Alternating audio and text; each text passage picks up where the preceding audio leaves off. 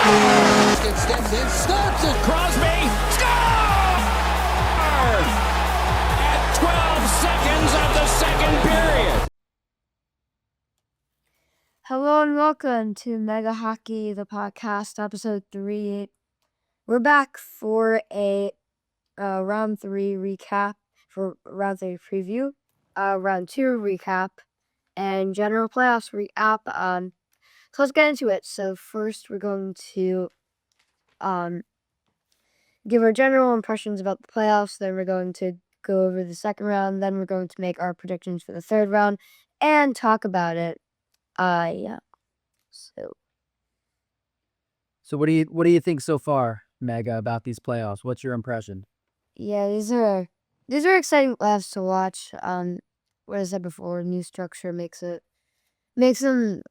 earlier rounds more fun, less rounds supposedly less fun, but they have all been fun so far. We'll see.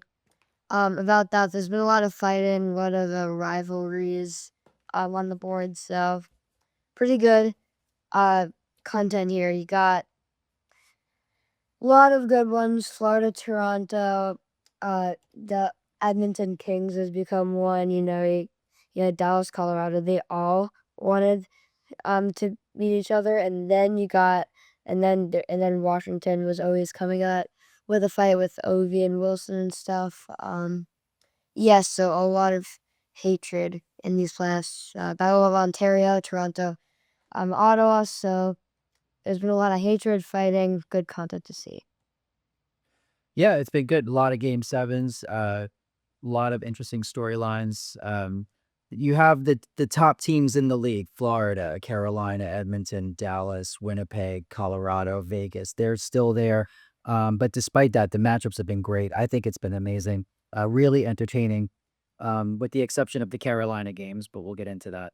Let's go over how we did in the second round. So let's start with Toronto, Florida. What did you have? What did I have? So I'm just gonna say it right off the bat. I'm way better at predicting the scores of the games and the scores of playoff series here. But this one was it was closer than usual. Most of mine were. So I had Washington winning in 7.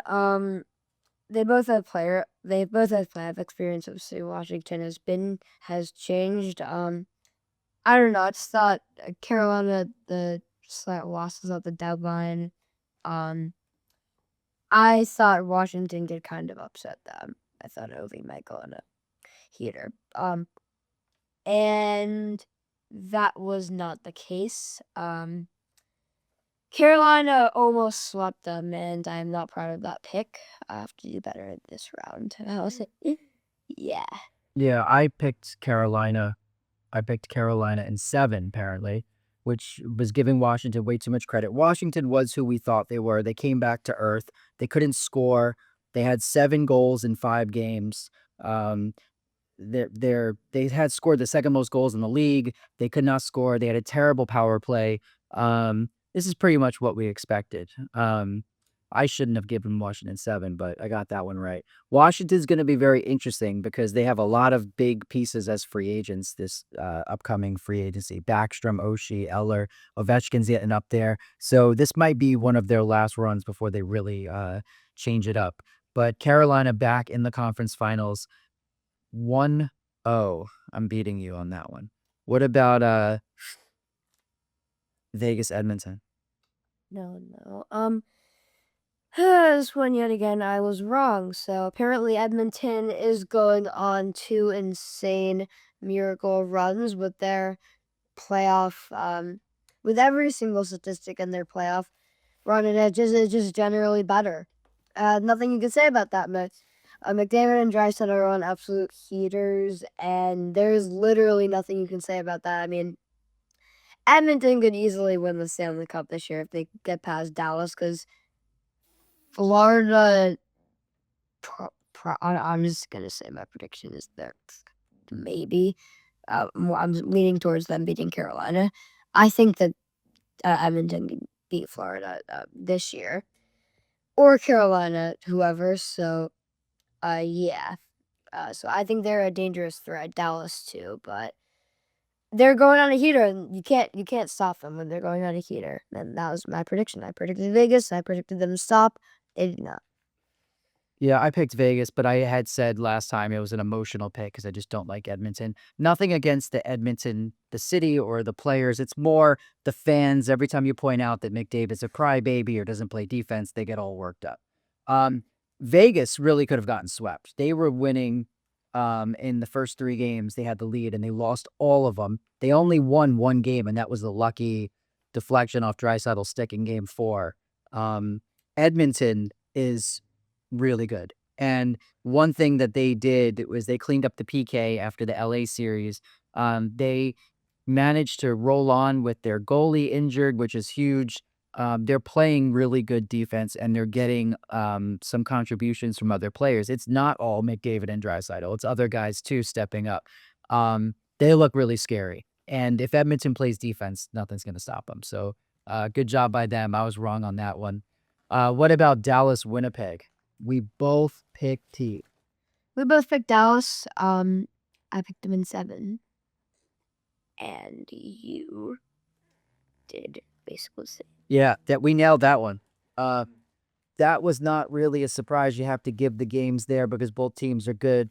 Dallas is interesting. They won even though their big guys are not scoring goals, really. Yeah, but you got Heiskanen back. Heiskanen and Robertson, that would be very dangerous for round 3 here. Yeah. The theme of this playoffs in my mind is depth scoring, which is usually the theme of the playoffs. You have to have depth scoring. Carolina had 11 different goal scorers. Edmonton had contributions from the bottom 6. Dallas had contributions from the bottom 6. And Florida, which we didn't talk about, got a ton of contributions from their third line. So you need that in the playoffs. Depth scoring wins. Dallas 1-7. We got that one. What about Florida, Toronto? Yeah, so Florida, Toronto. I may have made one of the most stupid picks that I've ever done. I picked Toronto in 6. Why did I pick Toronto in 6? Florida's going to beat them in a 7-game series because that's what Toronto does. They fold in a 7-game series.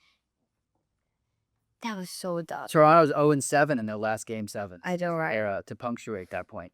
Yeah, this was a really interesting series. Toronto, the narrative, they always choke. We all laugh because they choked again. They ran out of gas. They got outscored 14-2 the last 4 games. Tkachuk said that they're geared towards a 7-game series, that they wear teams down, and it certainly looked like they did that there. The Florida forecheck was insane, like it usually is. And Jones and Marchand were just amazing pickups at the deadline for Florida. So smart. Those are the types of players that you need. Contrast Marchand with Nelson in Colorado. Nelson is a good player, but he's not really a playoff guy. He's not. Yeah, so they're talking about Nelson is the worst trade deadline pickup of this entire year. I mean, look at Marchand, look at Nelson. They're both centers, although Marchand's playing wing. Marchand is gritty, he's tough, he's clutch, he gets in there. Nelson is like a scorer. He can help on your power play, more of a finesse guy. He's a tough person, but he's not physical. And Colorado really doesn't need that. They don't need another guy that can score, doesn't hit people. So thinking about what's an optimal trade deadline pickup for the playoffs, this is really instructive. That was brilliant. Picking up Marchand was brilliant by Florida. And they didn't even give up a first-round pick for him. Actually was conditional second that did change to I went to first. That's right. Well, you'll take it if you make it that far. Yeah. You'll take the penalty there. But initially, it wasn't even a first, which is crazy. Yeah. That's why the GM made that decision to make it a conditional first, because they knew that if they get this far, then it's worth it. One thing, going back to Dallas, Winnipeg, just to put a punctuation mark on that. Everyone's really dumping on Connor Hellebuyck. Connor Hellebuyck had a 220.905 in that. That's not terrible. I get the road woes. I get that he had these horrible games and all of that. People are piling on Connor Hellebuyck, and I'm not really sure it's completely warranted. He didn't play that badly, but Dallas just keeps coming out here. Yeah, I think it was more in the first round, For sure. So Stick on the Ice has been raving in his last 10 videos about We couldn't play defense for 1.6 seconds, guys. Brutal. All right. Yeah. So very impressive. We have Florida, Carolina, and we have Edmonton, Dallas. Where do you want to start here? So I was thinking of starting in the Eastern Conference, Florida, Carolina. All right. What are your thoughts about this series? Yes, so this series is the product of an Eastern Conference that's not as good as the Western Conference, definitely. Yes, we got Carolina, a team that had a slight loss at the trade deadline. They're back to the conference finals, but they are kind of notorious for choking in the third round because they've done it a lot. Well, they've But gotten swept in the third round a lot. yeah, Not just, I mean, gotten wrecked, gotten swept. yeah, too. And then you got this Florida team. I banked on them being tired, and you also banked on them losing in the first round. So we're kind of in the same boat here, but Florida, they've shown that that's not a problem. Kachuk being partially injured is not a problem. They can persevere and they can make it to the cup finals and maybe win the cup. And that's what we've seen. It. I think that there's nothing stopping them now that they've proved that they're not tired. So yeah, looking at season series, it's 2-1 Florida.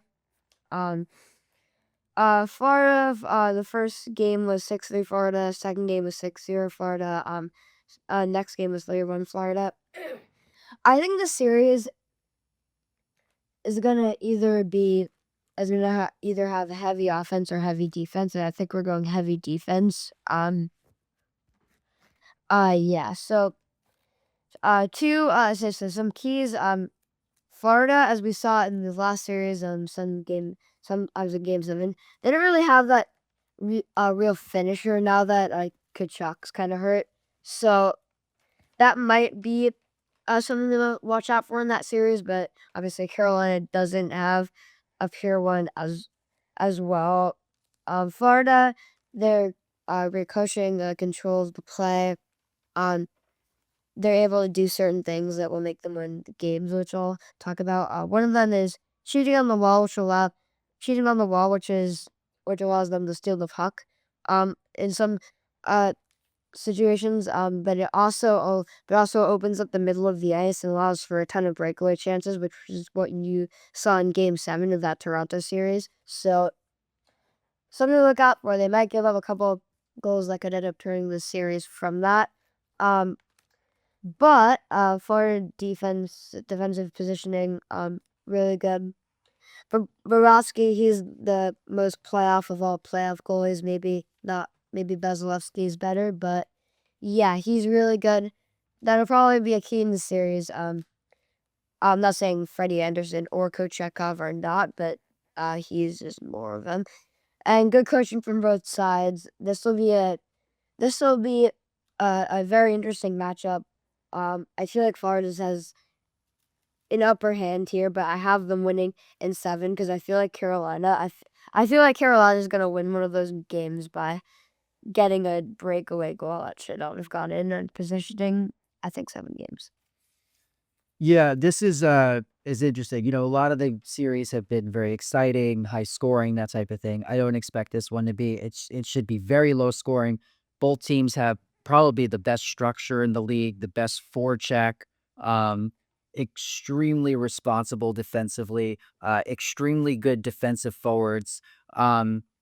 I think that home ice is going to be really important. So winning a game on the road, because last change is going to result in teams being able to put their shutdown D against the other team's top line. But here's where I think Carolina has some trouble. And I think the Metro division is a very weak division. As an Islander fan, I know that close up. I think it's going to get exposed here. Carolina had New Jersey and Washington. No, the Carolina had, who they played in the first round? New Jersey and Washington, that's right.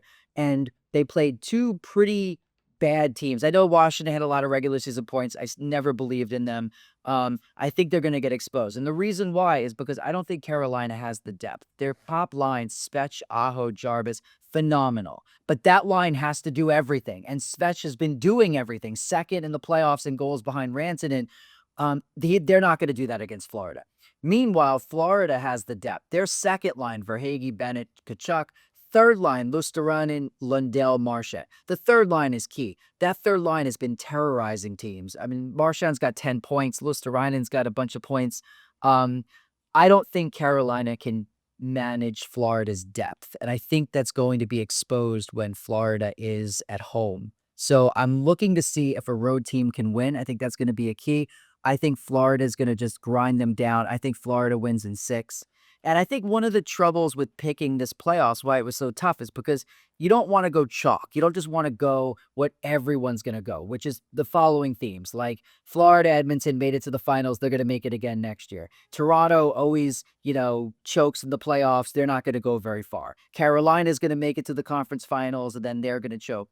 Unfortunately, all of those things have pretty much happened so far up to this point. So if you just did that, or another one, the President's Trophy winner never, wins the cup. If you just made your picks based on those tropes, on those commonly held beliefs that have been holding up, you would have done really well. But if you want to go against the grain, you want to make a different kind of pick, you want to be bold, you want to put yourself out there, well, those picks have been getting beaten up this playoff. But Yeah. I think Florida is, and they're the champs. They're champs for a reason. They look really good.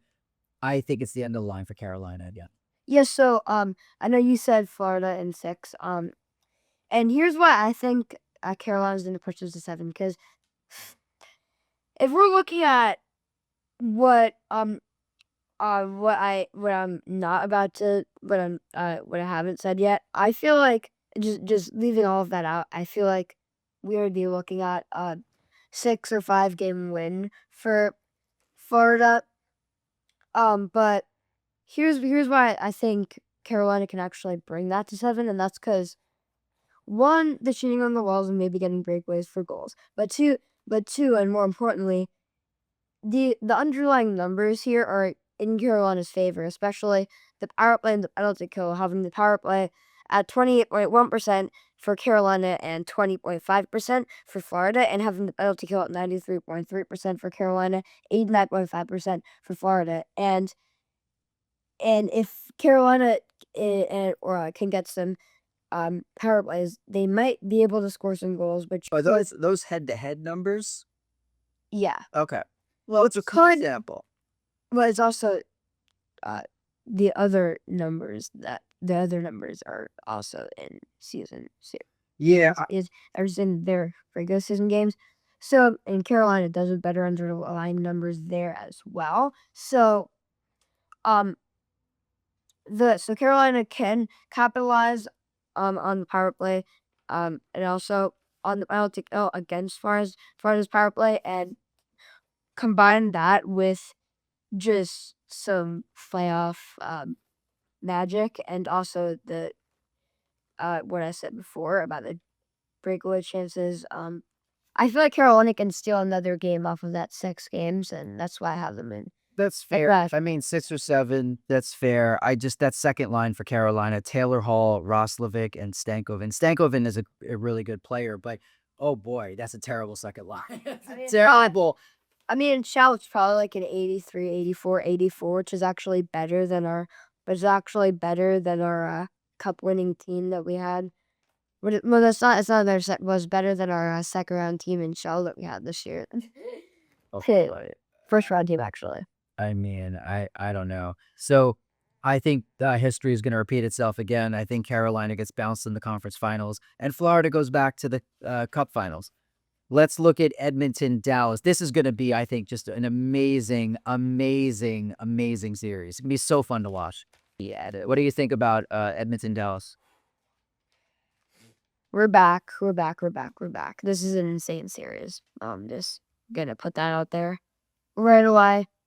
So getting into it here, season series is 2-1 in Dallas's favor. First game 4-1 Dallas. Second game 5-4 Edmonton, and third game, 4-3 Dallas. So you see a common theme here. I mean, Edmonton, they don't have good goaltending. They have to outscore their opponents, and that's quite honestly what we've been seeing for the past couple of years with this Edmonton team. So, with Well, they had 2 shutouts the last 2 games. So they have cleaned it up a little bit. yeah, but like historically. Historically, this is true. Yeah, so Edmonton, they did a miracle run last year, and I think they're gonna continue that in this series. I mean, who says they're not going to? I think Dallas is definitely gonna be a hard challenge in Vegas. They have really good coaching of both of these teams. And there's gonna be a head-to-head match. But going into these keys here, are the individual players are a lot. They do matter a lot here. You got Rantanen and McDavid, 2 insane superstars in these playoffs. Their numbers are incredible, and I feel like they match each other. But the other guy is Draisaitl. You know, you got Draisaitl and McDavid leading the Oilers, and he is and he's also matched by Robertson and Heiskanen and the other Dallas superstars. So Dallas, they obviously have more depth. They have better defense defensively, also defensively, and probably tie offensively. And they have better like control of the play and positioning like Florida does. And yeah, those are some keys but the one that I feel like stands out the most is Ottinger. I mean, just compare Ottinger to Stuart Skinner. He's so much better, and he's making really big time saves in these playoffs. I mean, a lot against Colorado, a lot against Winnipeg. He's been a really good goalie in these playoffs. Like he always is, and he's just probably going to do better than Stuart Skinner, Calvin Pickard, or whoever they have in that for that series following Stuart Skinner.